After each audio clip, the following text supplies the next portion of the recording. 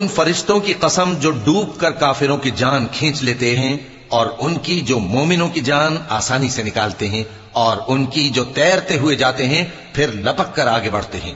پھر دنیا کے کاموں کا انتظام کرتے ہیں کہ وہ دن آ کر رہے گا جس دن وہ زلزلہ آئے گا، پھر اس کے پیچھے اور زلزلہ آئے گا، اس دن لوگوں کے دل خوف زدہ ہوں گے اور آنکھیں جھکی ہوئی۔ کافر کہتے ہیں کیا ہم الٹے پاؤں پھر لوٹیں گے؟ بھلا جب ہم کھوکھلی ہڈیاں ہو جائیں گے تو پھر زندہ کیے جائیں گے؟